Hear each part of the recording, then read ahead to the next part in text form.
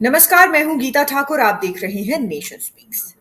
यूं तो आम आदमी पार्टी में कुछ चीजें बहुत ही आम हैं, चाहे सरकार पंजाब की हो या फिर दिल्ली की हो। गवर्नर और सीएम की तल्खियां हर दिन सुर्खियों में रहती हैं, लेकिन इस बार पंजाब में कुछ ऐसा हुआ है कि चारों तरफ चर्चाएं शुरू हो गई हैं। दरअसल पंजाब के गवर्नर बीएल पुरोहित ने एक ऐसा बयान दिया है जिससे कहीं ना कहीं मान सरकार की मुसीबतें बढ़ सकती हैं। क्या ये बयान है, क्या मुसीबतें हैं? इस पर चर्चा करने के लिए हमारे साथ मौजूद हैं नेशन स्पीक्स के group editor Rohit Khanna. Sir, बहुत बहुत स्वागत है आपका। और जिस तरीके से सर पंजाब में गवर्नर कहते हैं कि आप मुझे राष्ट्रपति शासन लगाने पर मजबूर करेंगे या मुझे लगाना पड़ेगा, अ, इस बयान को कैसे देखते हैं आप? एक बड़ा बयान है और मुझे लगता है कि इस वजह से सारी चर्चाएं शुरू हो गई हैं। अब बिल्कुल ये बहुत बड़ा बयान है गीता, क्योंकि पहले दिन से हमने देखा है कि किस तरह से गवर्नर और सीएम के बीच जो है कलखी रही है। एक मनमुटाव की स्थिति से हम कह सकते हैं। और हमने ये स्थिति वेस्ट बंगाल में भी देखी, जब अभी जो उपराष्ट्रपति हैं वो धनखड़ जो गवर्नर थे वहां पर वेस्ट बंगाल के, ममता बनर्जी के साथ हमने बहुत बार तल्खी का रिजल्ट देखा। तमिलनाडु में आप देख लीजिए, स्टालिन और वहां के गवर्नर के बूथ के बीच किस तरह की तल्खी चल रही है। और उसके अलावा आप केरला में भी हमने ये स्थिति देखी। ये स्थिति दिल्ली में हम लेफ्टिनेंट गवर्नर के साथ देखते रहते हैं। तो ये कोई नई बात नहीं है, हो जाता है गवर्नर और सीएम के बीच मनमुटाव, ये कोई नई बात है। लेकिन किसी गवर्नर ने इस तरह से चेतावनी दी हो सीएम को कि मैं राष्ट्रपति को चिट्ठी लिखूंगा या लिख दी है, या ये आपके लिए चेतावनी है कि आप मुझे राष्ट्रपति जो रूल है उसको लगाने के लिए ना वो करें, प्रयास करें कि इसके लिए मुझे मजबूर ना करें कि मैं राष्ट्रपति शासन मुझे लगाना पड़े। ये बहुत बड़ी बात है। ये एक सबसे बड़ा बयान सामने आया है। और उनका ये इस बात में, उस संदर्भ में कहना ये है कि मैं बहुत बार आपसे किसी चीज की जानकारी मांग चुका हूं, आप मुझे वो जानकारी नहीं दे रहे हैं।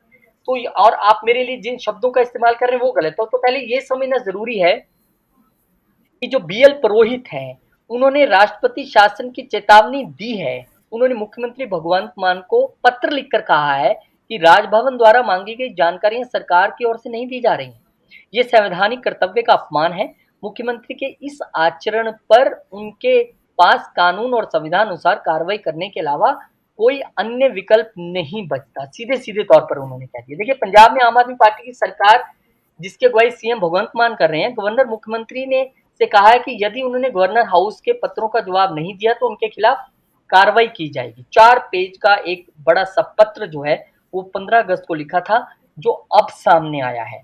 और गवर्नर बीएल पुरोहित ने मुख्यमंत्री को पत्र लिखकर कहा था कि पंजाब में नशा चरम पर है। एजेंसियों की रिपोर्ट के अनुसार राज्य में दवा की दुकानों पर नशीले पदार्थ उपलब्ध हैं। यहाँ तक कि राज्य सरकार द्वारा नियंत्रित शराब की दुकानों में भी नशीले पदार्थ बेचे जा रहे हैं।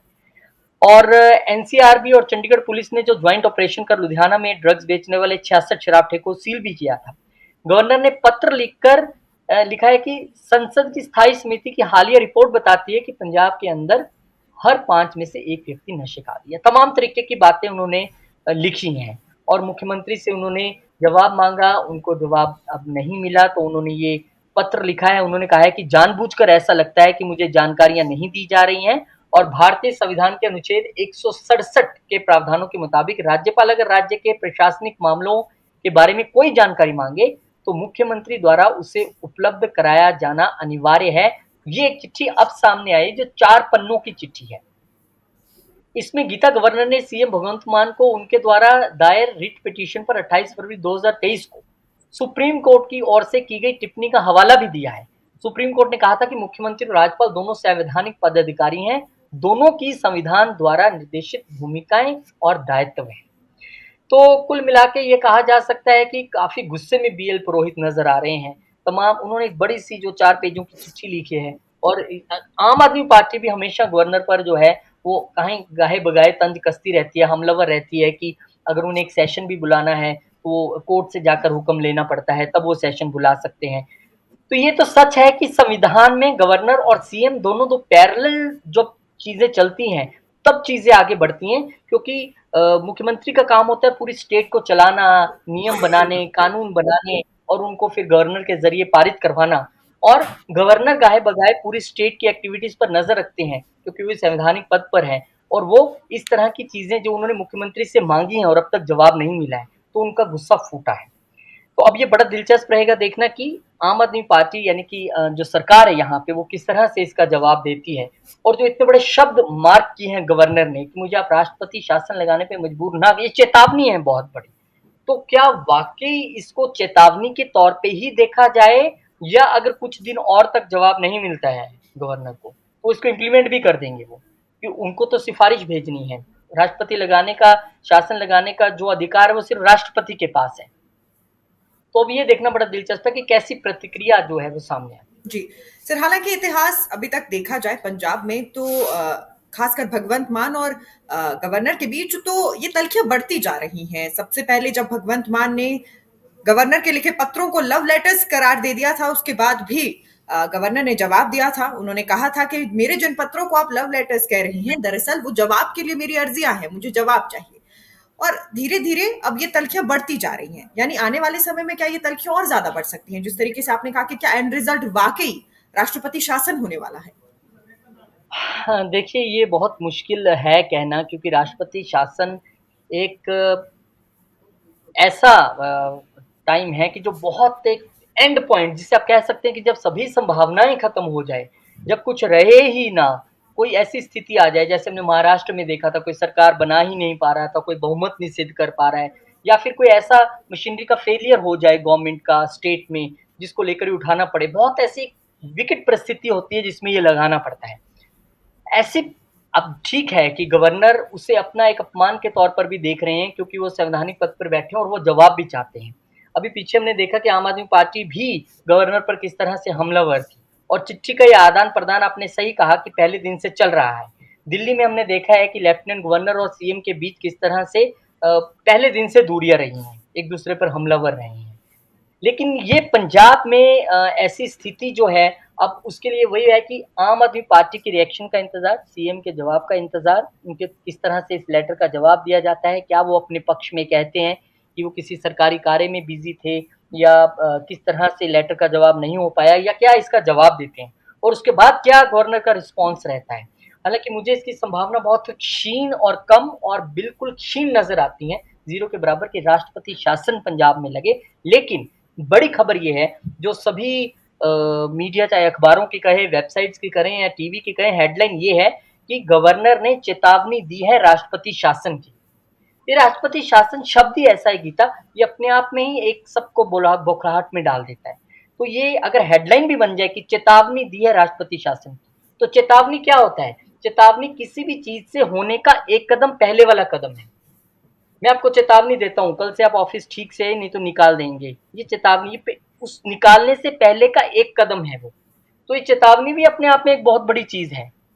इसे आप हल्के में मत लीजिए, गवर्नर के शब्द हैं वो। तो अब यही देखना बड़ा दिलचस्प है कि इस पे आम आदमी पार्टी कैसे रिएक्ट करती है, कैसे उस लेटर का जवाब देती है। पर मुझे इस बात की संभावना बहुत क्षीण लगती है, या ज़ीरो लगती है कि राष्ट्रपति शासन पंजाब में लगेगा। हाँ, ये लेटर्स का आदान-प्रदान चलता रहेगा। जी। और जिस तरीके से सर कहा जा सकता है कि एक डर के लिए इस तरीके का बयान शायद दिया गया हो, इस तरीके की बात कही गई हो, क्या आपको लगता है कि इससे कोई बदलाव कार्यप्रणाली में देखने को मिलेगा? पत्रों के जवाब आने लगेंगे या फिर स्थिति ऐसे ही बनी रहेगी? अभी तो कोई संभावना नहीं दिखती कि किसी तरह का कोई बहुत अच्छा कोऑर्डिनेशन बन जाए। हाँ, पत्रों की स्थिति ऐसे ही बनी रहेगी। पत्र आते जाएँगे, अब हो सकता है कि मुख्यमंत्री के तौर से भी एक पत्र आए, और राज्यपाल उस पे क्या सोचते हैं, कैसी प्रतिक्रिया रखते हैं, वो जाए, उसके बाद क्या एक्शन होता है। ये आपने सही कहा कि पत्रों का आदान-प्रदान, बयान, एक-दूसरे पे वार, वो चलते रहेंगे, क्योंकि आप ये मत भूलिए कि अभी 5-5 स्टेट के चुनाव भी हैं, और इलेक्शन जो है लोकसभा के वो भी आ रहे हैं। तो अभी आपको ये तल्ख़ी और बढ़ती हुई दिख सकती है। जी। सर, इसके साथ-साथ पूरे मुद्दे को कंक्लूड करना चाहेंगे तो क्या कहेंगे? जी, कंक्लूड पूरे मुद्दे को हम यही कर सकते हैं कि 2 संवैधानिक सबसे बड़े पदों पर बैठे स्टेट में मुख्यमंत्री और गवर्नर के बीच की ये लड़ाई बहुत चर्चा का विषय, हॉटेस्ट ये न्यूज़ एकदम बनी हुई है सब जगह, और सबको इंतज़ार अब सीएम के जवाब का है कि वो किस तरह से अपना जवाब रखते हैं। और गवर्नर साहब को तो इंतज़ार है ही, अब 15 अगस्त का लेटर उन्होंने भेजा था वो 4 पन्नों का, उसके बाद से उन्हें इंतज़ार है। और अब देखते हैं कि वो किस तरह का अपना बयान जारी करते हैं, या चिट्ठी लिखते हैं, या क्या जवाब आता है स्टेट की तरफ से, वो देखना बड़ा दिलचस्प है। और उसके बाद जो गवर्नर की प्रतिक्रिया आएगी गीता, उसके बाद ये तय होगा कि अब ये तल्खी थोड़ी-सी कम होगी, क्योंकि अगर यहाँ से एक सॉफ्ट लेटर आता है कि जो भी बातें उसमें एड्रेस की गई हैं उसको प्रॉपर तरीके से गवर्नर संतुष्ट होते हैं, तो हो सकता है थोड़ी नरमी दिखे और कोऑर्डिनेशन बने। लेकिन अगर वहाँ से भी तल्ख आता है लेटर, तो फिर तल्खी और बढ़ भी सकती है। ये अब इंतज़ार सबको करना होगा। जी, बहुत-बहुत शुक्रिया सर इस चर्चा में शामिल होने के लिए और आने वाला समय ये बताने वाला है यानी स्टेट का जो जवाब जाएगा वो बताएगा कि गवर्नर क्या एक्शन लेने वाले हैं या गवर्नर अगली बात क्या कहने वाले हैं और कुल मिलाकर तल्खियां बढ़ेंगी या रुकेंगी ये निर्भर करता है राज्य के जवाब पर। तमाम अपडेट्स के साथ नेशन स्पीक्स हाजिर होता रहेगा। नेशन स्पीक्स के यूट्यूब चैनल को लाइक, सब्सक्राइब और शेयर करना ना भूलें।